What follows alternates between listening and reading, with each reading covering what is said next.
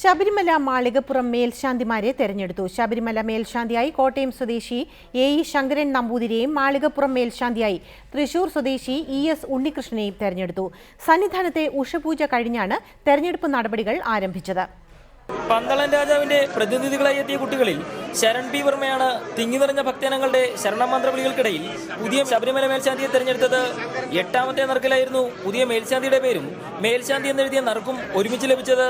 രാവിലെ ഉഷപൂജയ്ക്ക് മുൻപ് നറുക്കെടുപ്പിനായുള്ളവരുടെ പേര് വെള്ളിക്കുടങ്ങളിലാക്കി ശ്രീകോവിലിൽ പൂജിച്ച ശേഷമാണ് ശബരിമലയിലെ നറുക്കെടുപ്പ് ആരംഭിച്ചത്. 12 വർഷമായി. അപ്പം എല്ലാ വർഷവും പ്രതീക്ഷിക്കാറുണ്ട്. വലിയ സന്തോഷം, എല്ലാ ഈശ്വരാനുഗ്രഹം. സന്നിധാനത്തെ നറുക്കെടുപ്പിന് ശേഷമാണ് മാളികപ്പുറം ക്ഷേത്രത്തിൽ പുതിയ മേൽശാന്തിക്കായുള്ള നറുക്കെടുപ്പ് ആരംഭിച്ചത്. 4ാമത്തെ നറുക്കിലാണ് മാളികപ്പുറത്ത് പുതിയ മേൽശാന്തിയായി തൃശൂർ സ്വദേശി ഇ.എസ്. ഉണ്ണികൃഷ്ണനെ തിരഞ്ഞെടുത്തത്. ബാക്കി നിമിഷം തന്നെ എന്ന് വേണം പറയാനായിട്ട്.